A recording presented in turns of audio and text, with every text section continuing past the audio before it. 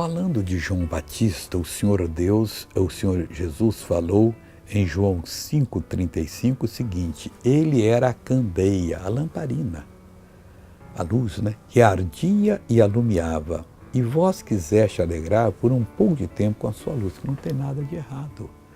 Mas, meu irmão, Jesus é a luz verdadeira. Talvez você venha oriundo de um culto cristão, você não conhecia a palavra de Deus como está conhecendo agora.